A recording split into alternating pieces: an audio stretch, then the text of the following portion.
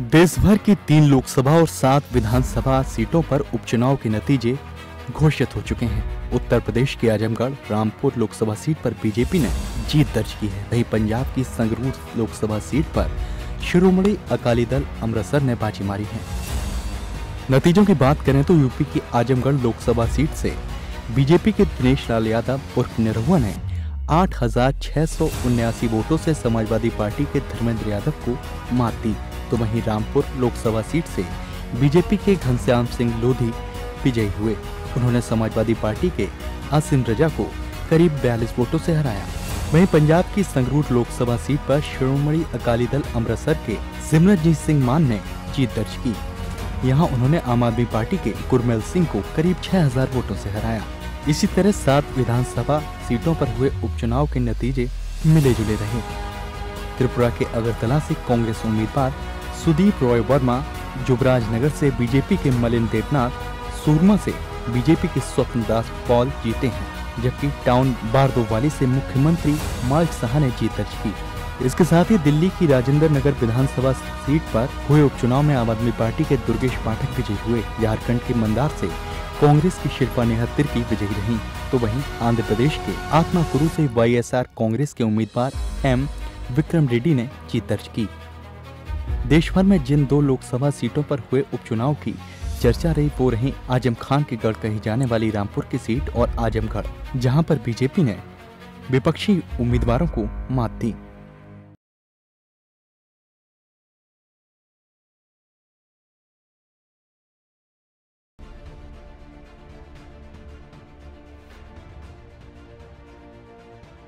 महाराष्ट्र की राजनीति में हर दिन, हर घंटे, हर बीतते समय के साथ बदलाव हो रहा है।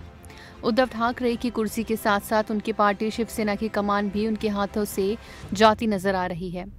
विधानसभा में शिवसेना का संख्या बल लगातार घट रहा है। गुरुवार तक एकनाथ शिंदे के कैंप में शिवसेना के 33 विधायक थे, वो अब बढ़कर 38 हो गए हैं, जो गुवाहाटी के रेडिसन ब्लू होटल में ठहरे हुए हैं। अब सभी की निगाहें होने वाले फ्लो टेस्ट पर टिकी हैं। अगर फ्लो टेस्ट होगा तो क्या होगा, ये सबके मन में है। लेकिन सबसे पहले जान लेते हैं कि बहुमत साबित करने के लिए आखिरकार कितनी संख्या चाहिए। महाराष्ट्र की 288 विधायकों वाली विधानसभा में किसी भी राजनीतिक दल को अपना बहुमत साबित करने के लिए 144 विधायकों का समर्थन चाहिए। मौजूदा सरकार की अगर बात करें तो एमवीए सरकार में शिवसेना के 55 विधायक, एनसीपी के 53 विधायक और कांग्रेस के 44 विधायक हैं। तो वहीं बीजेपी के पास 106 विधायकों के साथ मुख्य विपक्षी पार्टी बनी हुई है। लेकिन मौजूदा हालातों में जिस तरह के समीकरण बन रहे हैं, ऐसे में अभी कुछ भी होना संभव नहीं है। एकनाथ शिंदे के बागी होने के बाद की उद्धव सरकार अल्पमत में चल रही है, क्योंकि शिंदे का दावा है कि शिवसेना के 38 विधायक उनके साथ हैं। इसके साथ ही 9 निर्दलीय और 2 प्रहार जनशक्ति पार्टी के विधायकों का समर्थन भी मिला है। इसके साथ ही अगर बीजेपी साथ आई तो बीजेपी 106 विधायकों वाली सबसे बड़ी पार्टी है, तो ऐसे में आसानी से बहुमत साबित कर सरकार बना सकते हैं। अगर सरकार के साथ के विधायकों की बात करें तो 114 विधायक ऐसे हैं जो सरकार के साथ हैं, जिसमें एनसीपी के 53, शिवसेना के 17 और कांग्रेस के 44 विधायक शामिल हैं। तो वहीं सरकार के खिलाफ आंकड़ा ज्यादा दिखाई दे रहा है। यहाँ 164 विधायक हैं जो सरकार के खिलाफ हैं, जिसमें बीजेपी के 106, बागी शिंदे के 38 और अन्य 20 विधायक सरकार के खिलाफ दिखाई दे रहे हैं। इन सबके बीच शिवसेना पीछे हटने को तैयार नहीं है। शिवसेना अब आर-पार की लड़ाई के मूड में आ गई है। शिवसेना के नेता संजय राउत ने अब बागी विधायकों के खिलाफ मोर्चा खोल दिया है। उन्होंने कहा कि विधानसभा में शिवसेना का संख्या बल घटा है, जिससे शक्ति परीक्षण में बागी विधायक एमवीए का साथ देंगे। राउत ने कहा कि सरकार किसी भी वक्त बदल सकती है। राजनीति में नंबर गेम किसी भी समय बदल सकता है। जब बागी विधायक मुंबई लौटेंगे तो बाला साहब ठाकरे और शिवसेना के प्रति उनकी वफादारी की परीक्षा होगी।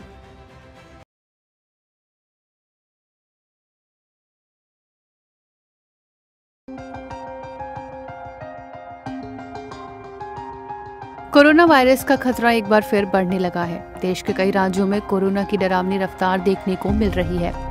बीते 24 घंटे में देश भर में कोरोना से संक्रमण के 15,000 से अधिक नए मामले सामने आए हैं। नए मामलों में आई तेजी के साथ ही देश में अब एक्टिव केस की तादाद बढ़कर 92,000 के करीब पहुंच चुकी है। स्वास्थ्य मंत्रालय के आंकड़ों के मुताबिक पिछले 24 घंटों में देश में कोरोना के 15,940 नए मामले सामने आए हैं। वहीं इस दौरान 20 लोगों की कोरोना की वजह से मौत हो गई है। पिछले दिनों के मुकाबले देखा जाए तो शुक्रवार की तुलना में आज करीब 8% कम मामले सामने आए हैं। शुक्रवार को देश में 17,000 से ज्यादा नए कोरोना के मामले दर्ज किए गए थे, जो पिछले दिन यानी गुरुवार की तुलना में 30% ज्यादा मामले थे। वहीं देश के कुछ राज्यों में कोरोना के मामलों में काफी बढ़ोतरी देखने को मिल रही है। महाराष्ट्र में कोरोना के 4,205 मामले सामने आए हैं, तो वहीं केरल में 3,981 मामले दर्ज किए गए हैं, जबकि दिल्ली में 1,447 मामले सामने आए हैं। देश में मिले कुल नए मामलों में से करीब 74% नए मामले इन्हीं राज्यों से सामने आए हैं, जो कि काफी चिंता की बात है।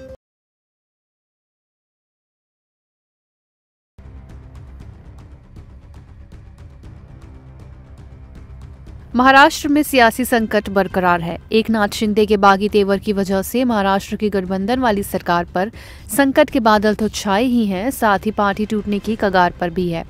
इस बीच एकनाथ शिंदे ने आज अपने समर्थक विधायकों की बैठक बुलाई है। माना जा रहा है कि पदाधिकारियों के साथ बैठक के बाद निलंबन को लेकर अगर पार्टी में कोई फैसला हुआ तो आगे की रणनीति के तहत डिप्टी स्पीकर के जरिए निलंबन का नोटिस दिया जा सकता है।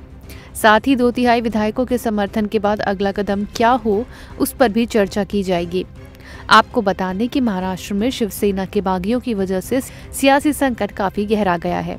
एकनाथ शिंदे के बगावती सुर ने महाविकास आघाड़ी सरकार को संकट में डाल दिया है। इस बीच उद्धव ठाकरे अब संगठन को बचाने में पूरी तरह जुट गए हैं। ऐसा माना जा रहा है कि मुख्यमंत्री उद्धव ठाकरे अब सरकार से ज्यादा पार्टी को बचाने में जुटे हैं।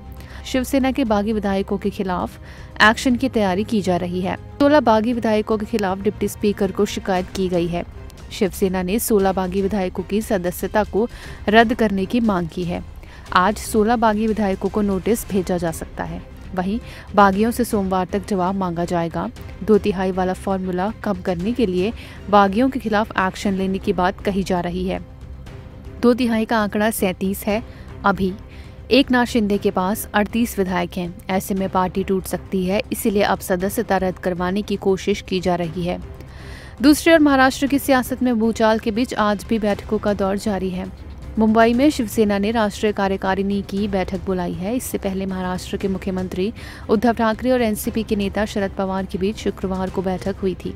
कयास लगाए जा रहे हैं कि आज फिर से मुख्यमंत्री उद्धव ठाकरे और एनसीपी प्रमुख शरद पवार के बीच अहम बैठक हो सकती है। वहीं बागी विधायकों के तेवर पर उद्धव ठाकरे ने एक बार फिर मुख्यमंत्री पद की कुर्सी छोड़ने की बात दोहराई है।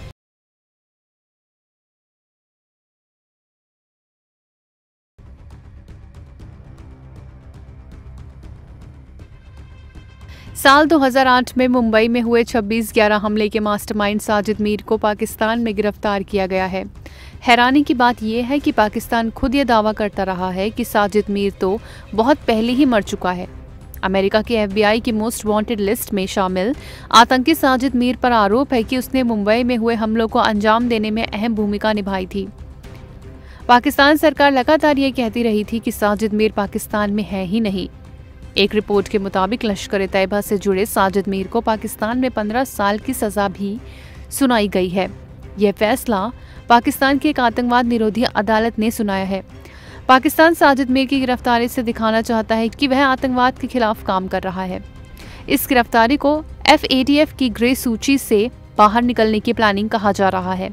पाकिस्तान जून 2018 से ही FATF की ग्रे सूची में शामिल है। इस बार जर्मनी में हुई बैठक में FATF ने कहा था कि वो पाकिस्तान का जमीनी परीक्षण करने के बाद उसे ग्रे सूची से बाहर करने का फैसला करेगी।